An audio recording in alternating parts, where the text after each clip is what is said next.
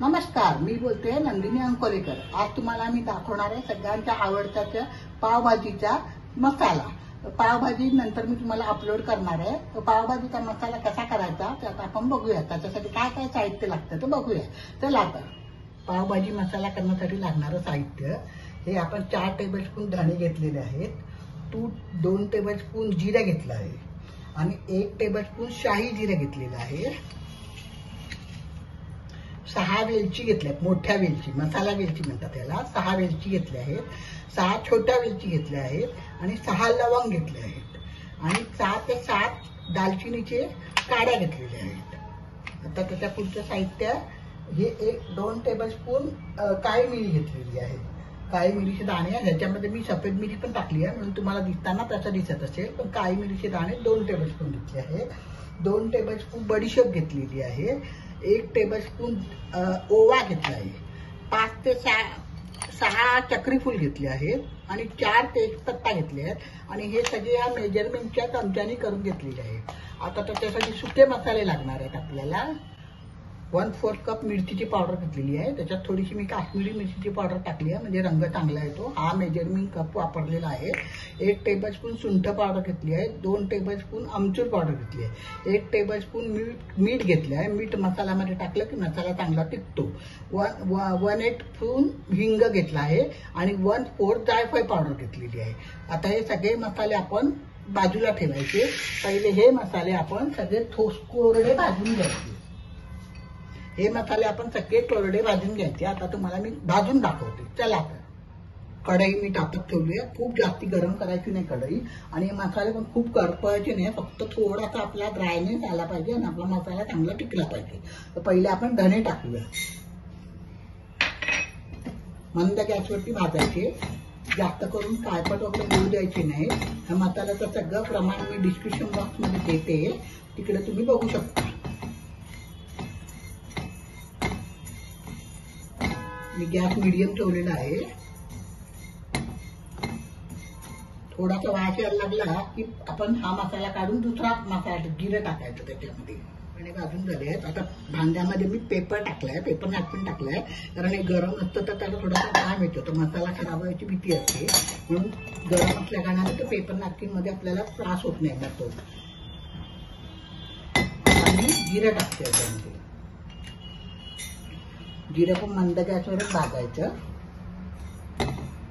जिरं पण चांगलं आता भाजलं गेलंय, तर जिरं पण त्याच्यात टाकायचं, त्याच भांड्यात टाकायचं आपण। आता याच्यात बडीशेप टाकूया।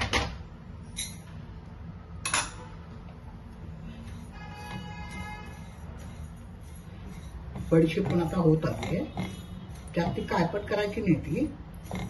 हा मसाला तुम्ही करून बघा, घरच्या घरी आपण छान मसाले करू शकतो। बाहेरच्या मसाल्यांमध्ये भेसळ वगैरे असण्याची भीती असते, त्याच्यामुळे घरच्या सगळ्या पदार्थांमध्ये हा मसाला होतो। मी पावभाजीची पण रेसिपी लवकरच अपलोड करीन। मी कसा झाला हा मसाला ते मला सांगा। माझ्या चॅनलवर नवीन असाल तर सबस्क्राईब करा, लाईक करा, शेअर करा, मित्रमैत्रिणींना, नातेवाईकांना शेअर करा। बडीशेप पण झाली, सगळे एकाच भांड्यात मिक्स करत जायचं। आता आपण शाही जिरे टाकूया।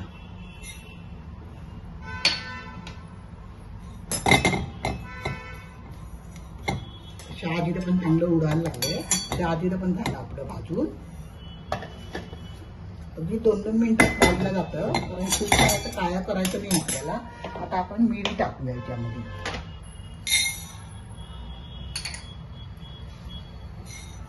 मिरी पण आपली भाजून झाली आहे।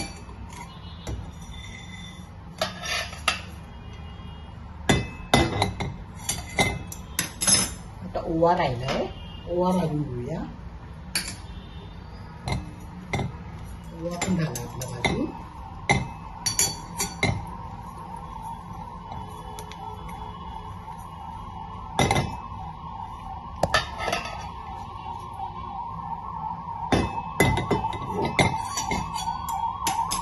आता त्याच्यात मोठी वेलची, छोटी वेलची, लवंग,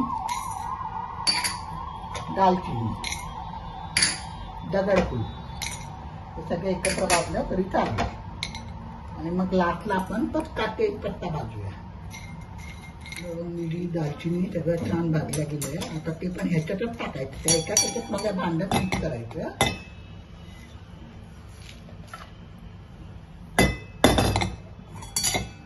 तेजपत्ता टाकायचा. तेजपत्ता पण चांगला कुरकुरीत झालाय. आता मी गॅस बंद करते आणि त्याच्यात ना आपण ह्या गरम असलेल्या कढईमध्ये मीठ टाकून ठेवायचं. म्हणजे मिठाचा ओलसरपणा असतो तो निघून जातो. तर आपण थोडंसं मीठ असंच टाकून ठेवायचं. गॅस बंद करायचा हा आणि असं टाकून ठेवायचं. संपूर्ण हे सगळे मसाले, पावडर मसाले सगळे मिक्स करायचे. पहिले हे मसाले सगळे थंड होऊ द्यायचे आणि मग तुम्हाला मी दाखवतो कसं वाटायचे ते मिक्सरवर.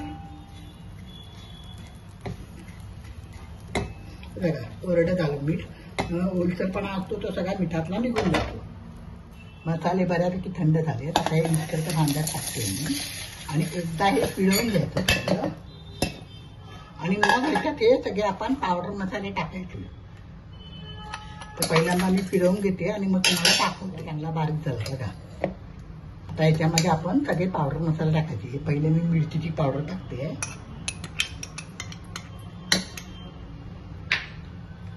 सुंठ पावडर टाकते. सुंठ पावडर नाही टाकत. हिंग टाकते. हिंगाची पावडर टाकली. सुंठ पावडर नाही टाकली. हिंगाची पावडर टाकली. जायफळ टाकते. जायफळ पण टाकायचं, खूप चांगला स्वाद येतो. ही सुंठ पावडर आहे. सुंठ पावडर टाकते आणि आमचूर पावडर. मसाला छान वाटून झालाय. आता हा एखाद्या एअरटाईट कंटेनरमध्ये किंवा बाटलीमध्ये काचेच्या भरून ठेवायचा. हा 6 महिने तरी चांगला टिकतो. पण एवढे दिवस राहतच नाही आपल्या घरी. त्याच्यामुळे खूप सुंदर मसाला होतो हा.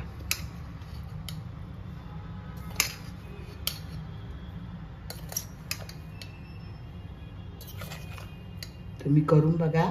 तुम्हाला मी पावभाजी पण अपलोड करीन. मसाला कसा झाला ते मला कॉमेंट बॉक्समध्ये कळवा.